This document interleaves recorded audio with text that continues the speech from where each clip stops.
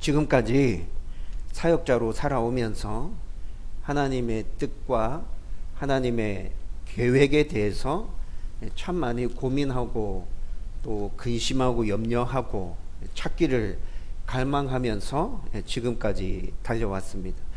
이것은 저만 그런 것이 아니라 온전한 성도로 살고 싶은 여러분들 모두 다 이런 마음들 가지고 있을 것이라는 생각이 듭니다. 특별히 아주 중요한 일들을 결정해야 할 때 하나님의 뜻과 계획들 정말 우리 가운데 중요한 것이 되죠. 그래서 우리는 중요한 문제 앞에서 하나님의 뜻을 갈망하고 찾고 구하고 또 하나님께서 그것들을 보여주시지 않을 때 정말 답답한 마음으로 어떻게 해야 할지 몰라서 헤매고 방황하기도 합니다. 여러분, 그런데 우리가 이렇게 신앙생활 하면서 하나님의 뜻과 계획하심에 대해서 찾고 갈망하는 근본적인 이유는 뭘까요? 그것은 분명히 하나님의 은혜와 복에 대한 근원적인 소망함이 우리 안에 있기 때문이라는 생각이 듭니다. 여러분, 이렇게 얘기하면 목사님 약간 기복주의 아닌가? 이렇게 생각할 수도 있는데 저는 그렇지 않다고 생각해요. 여러분, 성경을 잘 읽어보면 분명히 하나님께서는 당신의 뜻과 계획 가운데 순종하라고 계속해서 우리 가운데 말씀해 주고 있죠.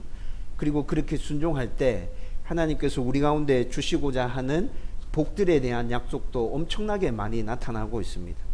그래서 우리가 하나님의 뜻과 계획대로 순종하면서 살아가면서 그분이 약속해 주신 그 은혜와 복들을 갈망하는 것은 기복주의가 아니라 정상적인 신앙생활을 제대로 잘 하고 있는 것이죠. 저와 여러분들이 어떤 중요한 일들을 눈앞에 두고 있을 때 하나님의 뜻을 찾는 이유가 하나님의 뜻에 순종함으로 그분이 우리에게 주시고자 하는 그 은혜와 복들을 누리고자 하는 그 근본적인 마음이 우리 마음속 깊은 곳에 깔려 있기 때문이라는 생각이 듭니다. 여러분, 그런데 문제는 하나님의 뜻과 하나님의 계획은 우리가 생각하고 바라고 있는 것과 너무 크게 차이가 난다는 것이 문제가 되죠.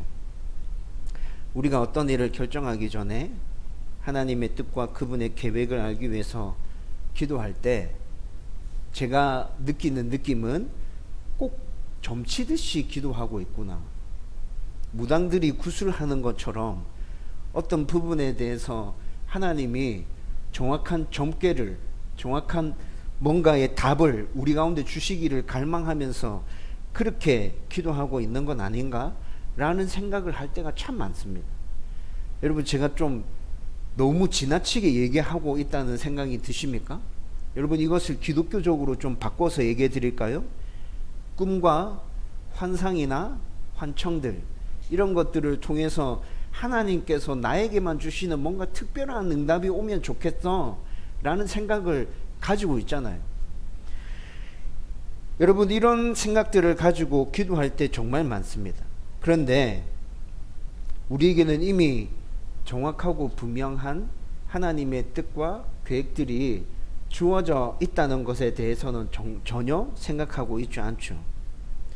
여러분, 하나님의 말씀인 성경을 잘 살펴보면 나의 상황에 딱 맞추어서 모든 것을 다 말씀해 주고 있는 것은 아니지만 그 말씀 속에서 우리가 살아가는 이 삶의 원리들, 또 지혜들, 교훈들 얼마든지 찾아낼 수 있는 하나님의 뜻과 분명한 그분의 계획들이 넘쳐나고 있잖아요. 그리고 이미 하나님께서는 이런 것들을 분명하게 우리 가운데 말씀해 주시면서 이렇게 사는 것이 나의 뜻과 나의 계획대로 순종하며 사는 거야 라고 말씀해 주셨습니다. 간단하게 예를 든다면 데살로니가 전서 5장의 말씀을 살펴보면 항상 기뻐하라, 쉬지 말고 기도하라, 범사에 감사하라. 이는 너희를 향하신 하나님의 뜻이니라. 분명하게 말씀해 주고 있죠. 여러분, 데살로니가 전서 5장에서만 그렇게 얘기하고 있나요? 아니요. 성경 곳곳에 이렇게 분명하게 하나님의 뜻이라고 말씀해 주는 것들이 너무 많아요. 모든 사람들이 구원받고 하나님께 돌아오는 것도 하나님의 뜻이라고 우리 가운데 얘기해 주고 있어요. 여러분, 우리가 이렇게 분명하게 선포되어진 하나님의 뜻을 이루기 위해서 몸부림치고 열심히 살아가다 보면 우리 개인을 향한 하나님의 뜻들도 깨달아지지 않을까요? 그런데 우리는 항상 이 순서가 거꾸로 뒤집어져 있죠. 하나님께서 말씀하시는 그 근본적인 하나님의 뜻과 계획에 대해서는 전혀 관심이 없고 이미 성경 속에서 선포되어졌지만 그것에는 관심이 없고 나를 향한 개인적인 어떤 일들에 대해서 분명하게 하나님의 뜻을 좀 밝혀주세요, 알려주세요 라고 얘기하면서 그렇게 하나님께 매달려 있지는 않습니까? 여러분, 제가 생각할 때 이 순서가 바르게 자리 잡히면 우리 개인을 향하신 하나님의 뜻도 쉽게 깨달아질 거라는 생각이 들어요.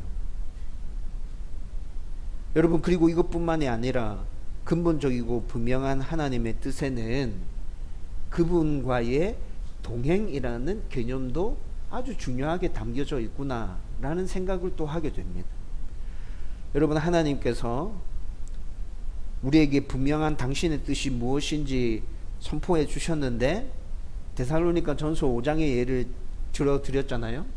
여러분, 그렇게 하나님의 뜻이 무엇인지 분명히 말씀해 주셨는데 하나님과 동행하지 않으면 우리는 모든 삶 가운데서 항상 기뻐할 수 있을까요? 하나님과 동행하지 않는다면 쉬지 않고 그분과 대화하면서 기도할 수 있을까요?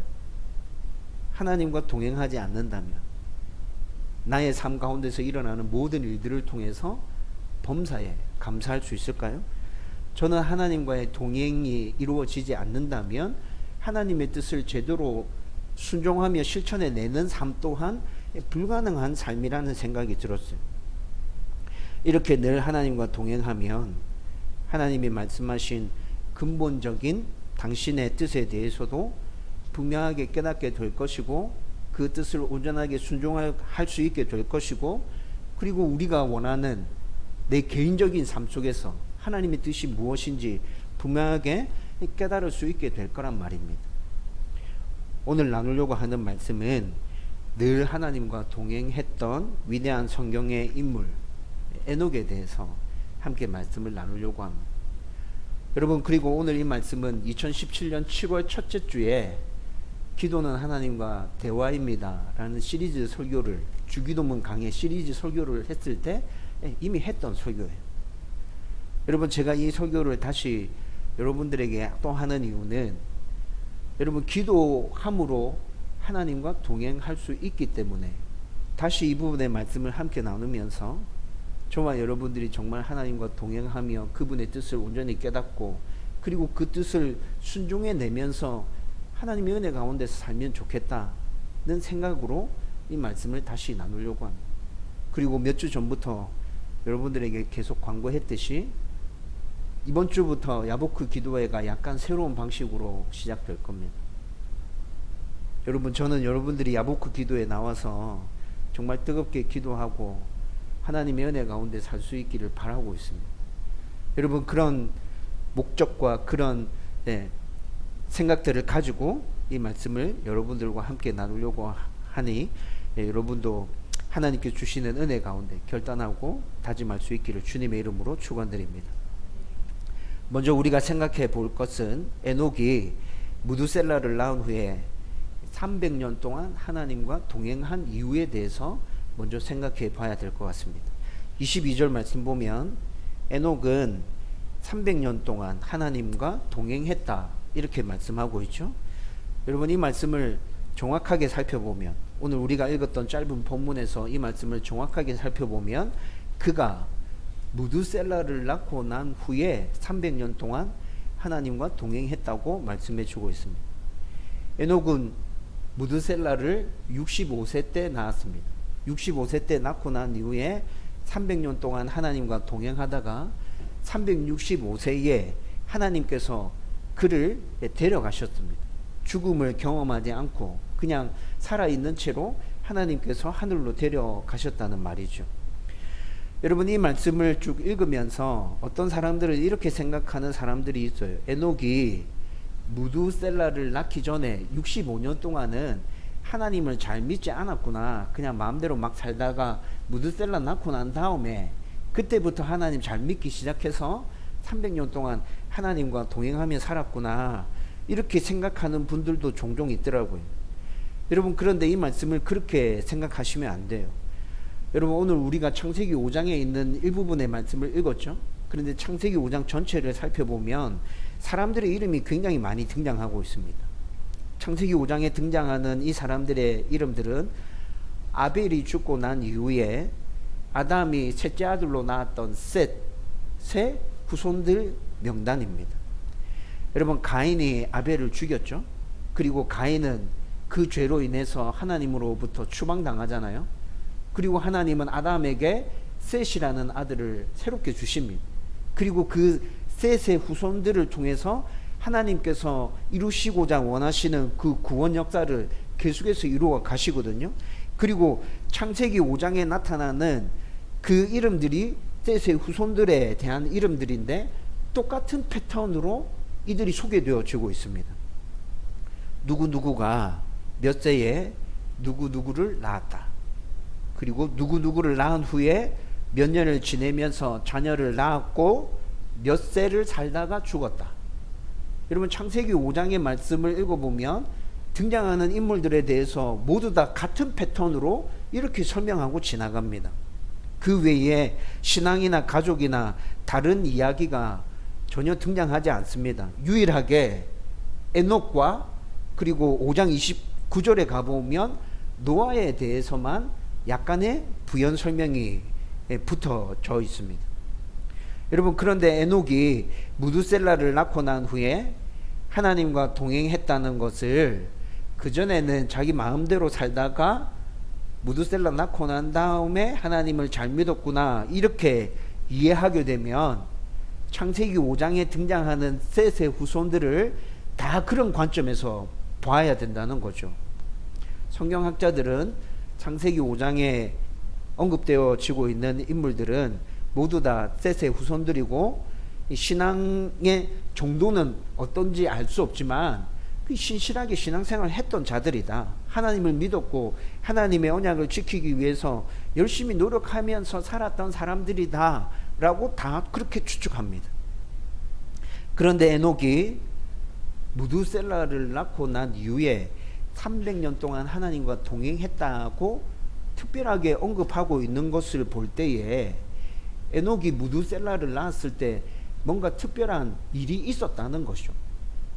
특별한 일이 있어서 그 일을 계기로 해서 에녹은 이전에도 하나님과 동행하는 삶들을 살고 있었지만 그 특별한 일을 계기로 해서 더욱더 하나님을 의지하고 하나님의 말씀에 순종하기 위해서 몸부림치면서 살게 되었구나 라는 것들을 짐작할 수 있다는 것입니다. 여러분, 이런 짐작이 합리적인 추론임을 뒷받침해 주는 말씀이 유다서 1장 14절과 15절 말씀에 나타납니다. 여러분, 유다서 1장 14절과 15절 말씀 같이 한번 읽어보십시다. 시작. 아담의 7대 손 에녹이 이 사람에 대하여도 예언하여 이르되 보라, 주께서 그 수만의 거룩한 자와 함께 임하셨나니 이는 뭇 사람을 심판하사 모든 경건하지 않은 자가 경건하지 않게 행한 모든 경건하지 않은 일과 또 경건하지 않은 죄인들이 주를 거슬러 한 모든 완악한 말로 말미암아 그들을 정죄하려 하심이라 하셨느니라. 아멘. 여러분, 지금 유다서 1장 14절에서 15절의 말씀을 읽었는데 이 말씀은 예수님과 야고보의 형제 유다라는 사람이 있었어요. 이 유다 사도가 위경인 에녹 1서 1장 9절 말씀을 인용해서 지금 성경에 기록되어져 있는 말씀이에요. 여러분, 유대인들은 에녹이 육신의 죽음을 경험하지 않고 바로 하늘나라로 올라갔잖아요. 그래서 에녹을 굉장히 특별한 사람으로 인식하고 있었습니다. 하나님으로부터 비밀을 받았고 그 비밀을 알고 있는 자다. 유대인들은 에녹을 이렇게 생각했죠. 그래서 초대 교회사의 주요 저술가들인 학자들도 에녹 1서에 있는 말씀들을 굉장히 많이 인용하고 있습니다. 오리겐, 터툴리안, 아타나시우스 이런 사람들의 기록을 살펴보면 에녹 1서에 기록되어져 있는 위경의 말씀들을 굉장히 많이 인용해서 사용하고 있어요. 여러분 방금 읽은 이 유다서의 말씀은 좀 전에 말씀드렸던 것처럼 에녹 1서 위경에 있는 말씀을 인용한 말씀인데, 이 내용이 무슨 내용이냐면 하나님께서 종말의 때 이 세상을 심판하시고 이 세상 가운데 하나님의 말씀이 온전히 실현되어지고 우리는 하늘나라 가서 그분과 함께 영원토록 살게 될 것이라는 예언의 말씀이에요. 그런데 여러분 이 말씀이 종말의 때만 적용되는 말씀이 아니라, 여러분 에녹이 무두셀라를 낳았고 무두셀라가 라멕을 낳았고 라멕이 노아를 낳게 되거든요. 여러분 오늘 5장 말씀을 읽어보면 족보의 순서가 그렇게 진행되어 가요. 그런데 노아 시대 때 어떤 일이 있었는지 우리는 알고 있잖아요. 노아 시대 때 하나님께서 홍수로 이 세상을 심판하십니다. 이런 관점에서 보면 여러분 오늘 에녹이 받았던 이 예언의 말씀은 종말의 시대 때만 있을, 그때만 적용될 그 말씀이 아니라 얼마 지나지 않아서 노아 때 임하게 될 홍수 심판까지도 이 말씀이 담고 있구나라는 것들을 추측할 수 있게 됩니다. 여러분 이런 추측이 가능한 이유는 에녹이 아들을 낳아서 이름을 무두셀라라 지었죠. 여러분 이 무두셀라의 이름의 뜻은 창을 던지는 자입니다. 창을 던지는 자. 여러분 무두셀라의 이름의 뜻이 창을 던지는 자라는 것에서 우리가 유추할 수 있는 게 뭘까요? 그는 사냥꾼이었구나. 창을 던져서 짐승을 사냥해서 그 고기와 가죽으로 생계를 꾸려갔던 사람이었겠다. 여러분 이것이 추측이 되죠. 그리고 또 이 추측뿐만이 아니라 창을 던지는 자라는 의미 안에는 또 다른 중요한 의미가 담겨져 있었어요. 여러분 부족 간에 전쟁이 일어났을 때 싸울 수 있는 모든 사람들이 그 전쟁에 참여하는 것이 아니었습니다. 장정 몇 명이 남아서 마을에 남겨진 노약자들, 여인들, 어린아이들을 지키고 돌봤어요. 여러분 이렇게 전쟁이 일어났을 때 마을에 남겨진 장정들 몇 사람, 싸움을 할 수 있는 전사 몇 사람이 창을 던지는 자들이었습니다. 여러분 부족 간의 전쟁에서 여러분 한쪽이 패배를 했습니다. 그렇게 패배하고 나면 적들이 그 부족이 살고 있는 마을까지 침입하게 되죠. 마을까지 침입했을 때 노약자와 여인들과 어린아이들을 지키고 있는 자들이 창을 던지는 자라고 했잖아요. 여러분 창을 던지는 자까지 패하게 되면 어떻게 되는 거예요? 그 부족은 전멸하는 거예요. 사라져 버리는 거예요. 여러분 그런데 에녹이 자기 아들의 이름을 이런 의미를 담아서 지었다는 것입니다. 이 아들이 죽으면 모든 것이 끝난다. 종말이다. 끝이다. 여러분 이런 의미를 담아서 자기 아들의 이름을 무두셀라라 지은 것입니다. 여러분 이 세상에 존재하는 어떤 아버지가 자기 아들의 이름을 이렇게 짓고 싶었겠어요? 내 아들 죽으면 끝난다. 종말이다. 여러분 이런 의미를 담아서 자기 아들의 이름을 짓는 사람은 없겠죠. 그렇게 짓고 싶지 않을 거예요. 하지만 그가 받은 계시가 있었어요. 그런데 그 계시가 엄청난 계시였어요. 너무 중요한 거였어요. 꼭 기억해야 되는 그런 계시였어요. 그리고 자기만 그 계시를 기억해야 될 뿐만이 아니라 또 다른 사람들에게 알려주어야 하는 그런 계시를 에녹이 받았다는 것이죠. 그래서 그 계시의 의미를 담아서 그는 그의 아들의 이름을 무두셀라라고 지었다는 것입니다.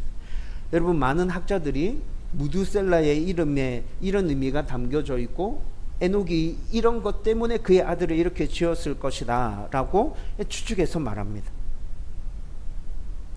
여러분 그래서 에녹은 자기 아들 무두셀라를 볼 때마다 장차 임하게 될 하나님께서 자기에게 주셨던 그 종말의 시대 때 있을 하나님의 심판에 대해서 계속 기억하면서 살았다는 것입니다.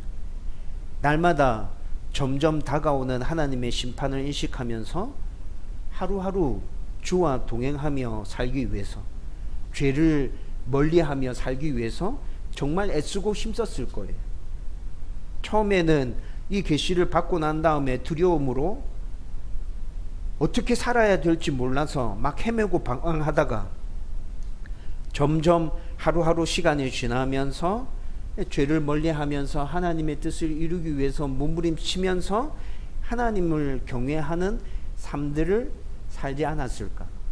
하나님을 경외하는 삶들을 살면서 그런 삶 안에 하나님께서 주시는 그 기쁨과 평안을 맛보아 정말 기쁨으로 살아가지 않았을까? 그리고 무드셀라에게도 하나님의 계시를, 하나님께서 자기에게 주신 그 예언을 전해주고, 또 하나님과 이렇게 살아갔더니 이런 기쁨과 평안이 나의 안에 넘쳐, 너도 이렇게 살았으면 좋겠어 라고 가르쳐 주지 않았을까? 여러분, 이런 추측이 가능하다는 것이죠. 실제로 창세기를 잘 읽어보면 무드셀라가 969세에 죽습니다. 에녹은 365세 때 죽음을 맛보지 않고 그냥 하늘로 올라갔죠. 그리고 무드셀라는 969세 때 죽고, 무드셀라가 낳은 아들이 라멕이라 그랬죠. 라멕이 노아를 낳습니다. 여러분, 무드셀라가 969세 때 죽었는데 그때 손주 노아는 600세였습니다. 그런데 무드셀라의 이름이 뜻이 뭐라 그랬죠? 창을 던지는 자. 무드셀라가 죽으면 어떻게 된다고요? 망한다고요. 끝장난다고요. 그런데 성경 창세기 7장 6절을 보면 노아가 600세일 때 일어났다고 성경은 기록하고 있습니다. 무드셀라가 죽고 난 다음에 노아 홍수가 시작되는 것이죠. 여러분, 이런 배경 지식을 깔고 오늘 우리가 읽었던 창세기 5장 22절의 말씀을 읽어보면 이해되는 것이 있습니다. 뭐가 이해되죠? 하나님께서 에녹에게 이런 계시를 주셨고, 그 계시를 받았을 때 그때부터 에녹이 정말 정신 차리고 하나님과 동행하면서 살기 위해서 애를 썼구나. 그 기간이 300년이었구나. 이것이 이해된다는 것이죠. 그래서 성경이 무드셀라를 낳고 난 이후에 300년 동안 하나님과 동행했다고 말씀하고 있는 것이구나. 여러분, 좀 이해가 되십니까? 여러분, 그러면 이제 하나님과의 동행에 대해서 한번 살펴보십시다. 도대체 에녹이 얼마나 하나님과 끈끈하게 동행했기에 오늘 우리가 읽었던 이 짧은 본문 안에 에녹이 하나님과 동행했다는 말이 2번이나 반복해서 나오고 있거든요. 여러분, 동행이라는 말은 기본적으로 함께 걷다, 삶의 방식을 따르다라는 의미를 가지고 있습니다.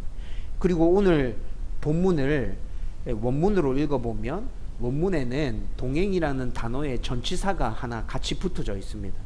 그래서 이 전치사랑 같이 엮어서 부부가 몸을 비비면서 끈끈하게 같이 살아가는 그 의미를 담아서 동행이라는 단어가 사용되어졌습니다. 이런 의미에서 비추어 생각해 보면 에녹이 하나님과 동행했다는 것은 하나님께서 원하시는 삶들을 살면서 하나님의 그 원리와 하나님의 방법에 따라서 마치 한 몸을 이룬 그 부부처럼 매우 친밀하게 하나님과 교제했다는 것을 지금 우리 가운데 얘기해 주고 있는 거죠.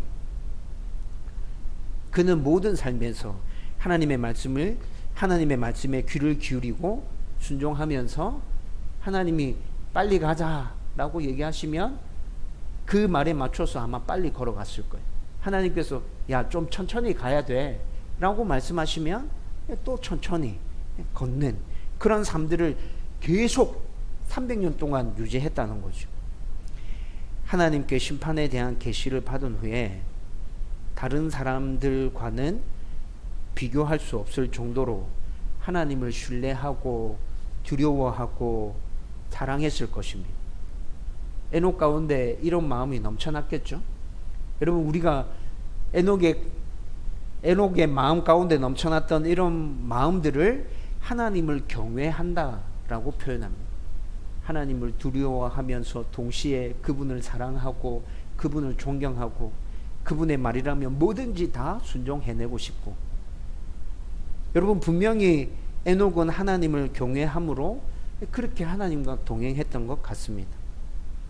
에녹은 무드셀라를 낳은 후에 이렇게 하나님을 경외하면서 그분과 동행했고 300년 동안 살았다는 것이죠. 그래서 히브리서 11장 5절 말씀에 보면 에녹은 하나님을 기쁘시게 하는 자라고 칭함을 받고 있습니다. 11장 5절 말씀 같이 읽어보십시다. 다 같이 읽겠습니다. 시작. 믿음으로 에녹은 죽음을 보지 않고 옮겨졌으니 하나님이 그를 옮기심으로 다시 보이지 아니하였느니라. 그는 옮겨지기 전에 하나님을 기쁘시게 하는 자라 하는 증거를 받았느니라. 아멘. 여러분, 이 말은 제가 방금 설명해 드렸던 것처럼 에녹이 하나님과 동행하며 하나님의 뜻을 온전히 이루는 삶을 살았기에 하나님께서 그 모습을 보시면서 기뻐하셨다는 것입니다. 이렇게 에녹이 하나님을 경외하고 그분을 기쁘게 하며 또 하나님과 온전히 동행했기에 하나님께서는 그에게 죄의 대가로 주어진 죽음을 맛보지 않게 하시고 또 고생스러운 이 세상에서 계속 살지 않게 하시고 빨리 하늘로 천국으로 데려가셨다는 것이죠. 그리고 창세기 6장 9절은 에녹뿐만이 아니라 노아도 본문에서 사용하고 있는 동일한 표현으로 하나님과 온전히 동행했다고 얘기해 주고 있습니다. 에녹도 하나님과 동행했고 노아도 하나님과 동행했고, 이뿐만이 아니라 성경을 계속 읽어보면 이 세상에서 성도로 살아가고 있는 우리들에게도 똑같은 요구를 하십니다. 너희들도 에녹처럼 노아처럼 나와 동행하는 삶들을 살아야 돼. 그러면 너희들이 내가 너희들 가운데 베푸는 은혜 안에서 복 안에서 살아갈 수 있을 거야 라고 성경이 우리 가운데 얘기해 주고 있죠. 여러분, 그래서 미가 선지자가 미가서 6장 8절에 이렇게 얘기하고 있는 거예요. 미가서 6장 8절도 같이 읽어보십시다. 다 같이 읽겠습니다. 시작. 사람아, 주께서 선한 것이 무엇임을 내게 보이셨나니 여호와께서 내게 구하시는 것은 오직 정의를 행하며 인자를 사랑하며 겸손하게 내 하나님과 함께 행하는 것이 아니냐. 아멘. 미가 선지자가 우리 가운데 얘기해 주고 있는 건 뭐예요? 하나님과 행하는 것, 하나님과 동행하는 것, 그것들이 이 세상을 살아가는 성도가 해야 될 일이야 라고 얘기해 주고 있다는 거죠. 하나님과 동행하며 그분의 뜻이 무엇인지 이해하고 그 뜻을 이루면 우리도 하나님을 기쁘게 할 수 있습니다. 순종함으로 하나님과 동행하면 우리 삶에서 만나는 문제들도 그분의 뜻이 무엇인지 분명하게 깨닫게 되고 또 그 뜻을 이루어가는 방향으로 모든 일들을 처리할 수 있게 될 거예요. 그러면서 그분과 더 친밀한 교제를 나누게 되고 우리 가운데 지속적으로 하나님의 은혜와 복이 임하게 되겠죠. 하나님과 동행함으로 이런 은혜가 저와 여러분들 가운데 넘쳐나기를 주님의 이름으로 축원드립니다. 여러분, 그러면 하나님과 동행하기 위해서는 구체적으로 어떻게 해야 될까요? 여러분, 이 문제도 한번 생각해 봐야겠죠. 동행이라는 말은 함께 걷다, 삶의 방식을 따른다라는 의미이고, 부부가 한 몸을 이루어서 친밀한 것 같이 하나님과 한 몸을 이루어 친밀하게 행하는 것이라는 의미를 담고 있다고 설명해 드렸습니다. 어떻게 하나님과 이렇게 친밀한 교제를 나누면서 동행할 수 있을까요? 하나님과 항상 동행하기 위해서 우리가 해야 할 것이 많지만 그 중에서 가장 중요한 것은 저는 기도라고 생각합니다. 하나님께 기도하면서 그분을 알아가고 또 하나님께 기도하면서 그분과 늘 함께 걷고 하나님께 기도하면서 그분의 방식이 무엇인지 깨닫고 하나님께 기도하면서 점점 그분과 하나 되어져 가고, 저는 이런 것이 하나님과 동행하는 것이 아닌가라고 확신하고 있습니다. 물론 이런 기도도 그분의 말씀과 함께 가야 하는 것임을 우리는 절대로 잊어서는 안 됩니다. 그래서 제가 여러분들에게 기도를 강조하면서 동시에 말씀을 읽고 듣고 묵상하는 것도 같이 강조하고 있죠. 여러분 어떻게 1월 1일부터 성경 통독 90일 다시 시작했는데 열심히 하고 계시나요? 읽는 것 아무런 의미 없이 느껴지지만 영이 맑아지는 것이라고 제가 말씀드렸죠. 여러분 계속 반복해서 들으십시오. 읽으십시오.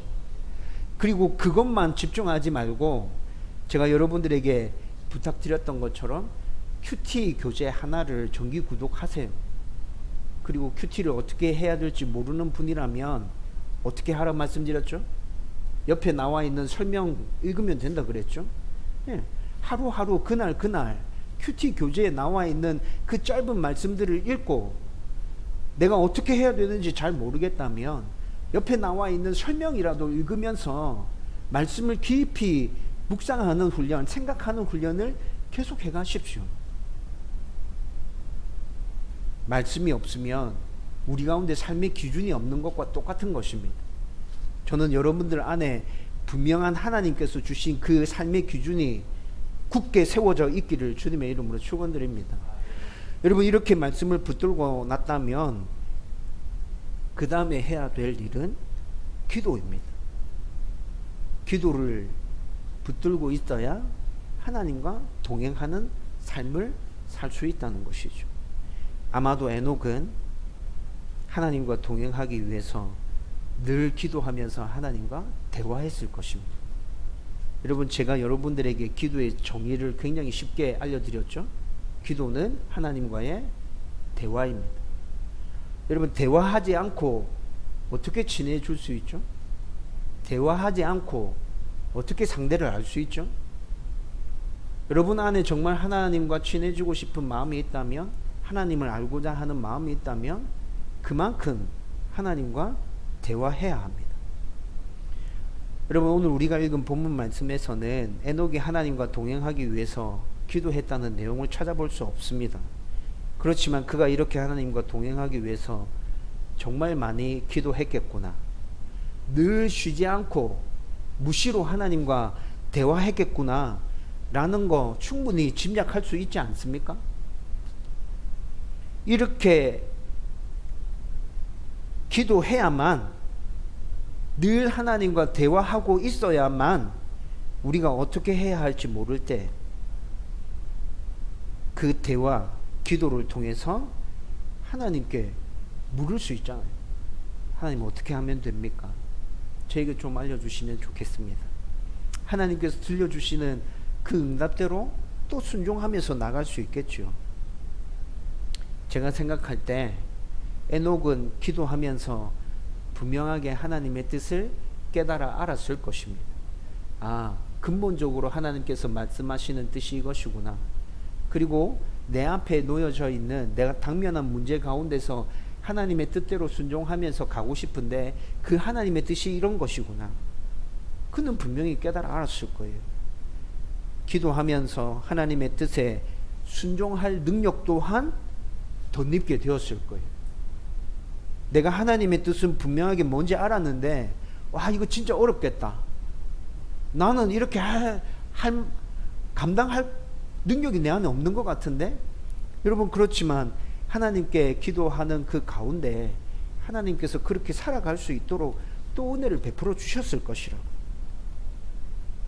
자신에게 심판에 대한 계시가 주어져서 엄청 무섭고 두려웠겠죠.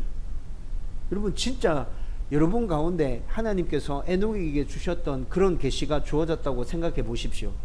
다리 후들거려서 살아갈 수 있겠어요? 엄청 두렵겠죠. 여러분 그렇지만 하나님께 기도하면서 하나님과 늘 대화하면서 하나님 주시는 평안이 에녹 가운데 넘쳐났을 것이라 생각합니다.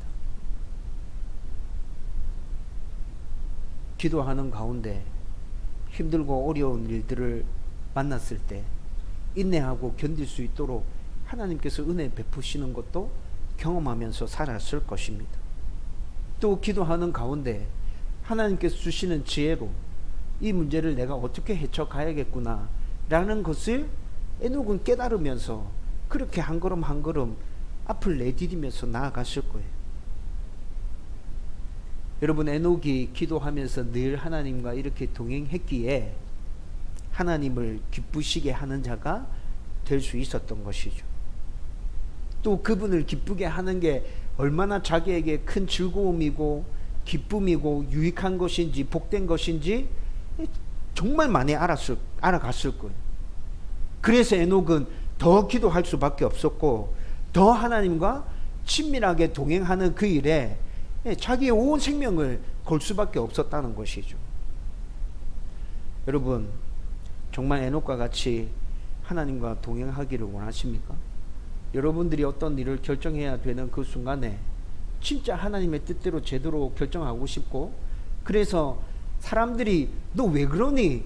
라고 말할지 몰라도 내가 그런 삶을 살아가면서 정말 하나님의 은혜와 복을 누리면서 살았으면 좋겠다 라는 생각을 하고 있습니까? 여러분, 그러면 기도하셔야 됩니다. 하나님과 동행하기 위해서는 우리가 붙들어야 될 말씀과 기도, 선택사항이 아닙니다. 필수입니다. 이거 없이는 절대 하나님과 동행할 수 없다고요. 우리가 늘 기도할 때 성경에서 말씀하고 있는 근본적인 하나님의 뜻과 우리 삶 가운데 당면하는 문제에 대한 하나님의 뜻이 무엇인지 우리는 정확하게 알 수 있습니다. 그런데 문제를 만났을 때만 기도하면 이것을 깨닫기가 굉장히 어려울 거예요. 문제를 만났을 때만 기도하면 깨닫기 정말 힘들고 어려울 겁니다. 우리가 늘 기도하고 있을 때 깨닫게 된 하나님의 뜻을 그분이 주시는 은혜, 믿음, 능력으로 온전하게 순종할 수 있게 될 겁니다. 우리가 늘 기도하고 있을 때 삶 속에서 만나는 많은 어려움 가운데 하나님의 지혜와 위로와 격려와 평안이 우리를 굳게 붙들게 될 것입니다. 우리가 늘 기도하고 있을 때 우리는 조금씩 더 좋은 하나님의 사람으로 변화되어져 갈 것입니다. 우리가 늘 기도하고 있을 때 예수님의 그 십자가 사건이 나에게 있어서 얼마나 중요한 사건이고 그 사건 안에 하나님의 사랑과 은혜가 얼마만큼 담겨져 있는지 더 깊이 깨달아 갈 것입니다. 저는 여러분들이 기도를 아는 것에서 멈추지 않았으면 좋겠습니다. 기도하는 성도들이 되기를 바랍니다. 기도하면서 하나님의 은혜를 아는 성도들이 아니라 그 은혜를 삶 속에서 누리는 성도들이 되었으면 좋겠습니다. 기도하면서 하나님의 약속과 복을 아는 성도들이 아니라 그 약속과 복을 여러분들의 삶 속에서 누리면서 다른 사람들에게 흘려보내는 축복의 통로가 되었으면 좋겠습니다. 기도하면서 하나님과 날마다 동행하는 저와 여러분들이 되기를 주님의 이름으로 축원드립니다. 이제 말씀을 정리하려고 합니다. 2017년 6월 첫째 주에 우리 교회 수요 기도회가 시작되어졌습니다. 개척하고 난 다음에 한 달 지나고 수요 기도회를 바로 시작했죠. 그때 수요 기도회에 참석했던 성도 한 4명 정도였습니다. 저희 부부, 그 다음에 개척 멤버였던 집사님 부부. 그때는 반주도 없었어요. 저희 집사람이 그때 반주를 하지 않았었거든요. 반주도 없이 그 4명이 수요 기도회를 시작했어요. 많은 목사님들이 저한테 물었어요. 야, 너 힘들지 않나? 4명 가지고 반주도 없이 왜 그렇게 무리하게 하고 있는데? 근데 여러분, 저는 무리하게 하는 것이라 생각하지 않았습니다. 왜냐하면 기도해야 내가 살 수 있기 때문에. 단 일주일에 단 하루라도, 수요일 저녁이라도 성도들이 함께 모여서 이렇게 기도해야 내가 살고 우리 성도들이 살 수 있기에 이건 절대 무리되는 일이 아니야. 내가 어떤 일이 있어도 꼭 해내야만 하는 일이야. 여러분, 저는 그런 생각을 가지고 수요 교대를 시작했었습니다. 그리고 수요 교대를 시작할 때 제가 기대하고 소망한 일이 있었습니다. 주일날 출석하는 우리 성도들의 절반 정도, 절반 이상이 수요 기도에 나올 수 있었으면 좋겠다. 그리고 수요 기도에 나와서 뜨겁게 찬양하고 말씀 듣고 짧은 시간이지만 기도할 때 자기 문제를 가지고 스스로 기도할 수 있었으면 좋겠다. 그리고 그 짧은 기도 시간에 마음이 담긴 기도를 드림으로 인해서 응답을 풍성하게 경험하고, 그래서 세상 가운데 나가서 날마다 하나님과 쉬지 않고 대화하며 기도할 수 있는 성도들이 되면 좋겠다. 여러분, 제가 처음 우리 교회 수요 기도회를 시작하면서 제 안에 품었던 기대이며 소망입니다. 여러분, 저는 지금도 여전히 이 기대와 소망을 품고 있습니다. 우리 교회 수요 기도회에 다른 교회와 비교해 봤을 때 비율로 따져보면 정말 많이 참석하고 있습니다. 여러분, 한 15명 정도 수요 기도에 와서 기도하고 있거든요. 다른 교회 비율로 따져봤을 때 우리가 정말 많이 모이고 있는 것이지만 아직 주일날 모이는 성도의 절반 이상은 아니잖아요. 여러분, 저는 계속 기대합니다. 하나님 정말 그렇게 됐으면 좋겠습니다. 우리 성도들이 일주일에 한 번 수요일날 저녁 짧은 시간이라도 다른 거 제쳐놓고 교회에 와서 정말 하나님과 진지하게 대화하고 교제할 수 있었으면 좋겠습니다. 하나님의 뜻이 무엇인지 깨달아 알 수 있었으면 좋겠고, 그 하나님의 뜻을 이루기 위해서 삶 속에서 정말 치열하게 몸부림치면서 살아가는 성도들이 되었으면 좋겠습니다. 지금도 여전히 그 기대와 소망함이 내 안에 있다고. 여러분, 돌아오는 수요일부터 야보크 기도회를 새롭게 시작한다고 말씀드렸죠. 여러분, 오늘 이 설교가, 그리고 야보크 기도회를 새롭게 시작한다는 이 광고가 여러분들에게 얼마나 부담스럽고 힘든 것인지 제가 잘 알고 있습니다. 그런데 목사로 살아가면서 말씀 붙들지 않고 기도하지 않고 여러분들이 성도로서 잘 살아갈 수 없다는 것도 제가 너무 잘 알고 있습니다. 그래서 일부러라도 저는 여러분들에게 권면합니다. 여러분들의 시간을 하나님 앞에 헌신해서 드리십시오. 여러분, 매일 기도하러 나오라고 말씀드리는 거 아니잖아요. 수요 기도에 저녁에 한 번만이라고. 제 얼굴을 봐서 교회 오는 게 아니라 하나님과 교제해야겠다는, 하나님과 대화해야겠다는, 하나님과 동행해야겠다는 성도로서의 당연히 가져야 될 그 마음을 가지고 교회 오셔서 기도하십시오. 여러분들의 진실된 마음이 담겨져 있다면 여러분들 기도 가운데 분명히 하나님께서 응답해 주실 겁니다. 은혜와 복을 주실 겁니다. 하나님의 평안이 우리 안에 넘치게 될 겁니다. 이런 은혜가 우리 교회 가운데 넘쳐나기를 주님의 이름으로 축원드립니다.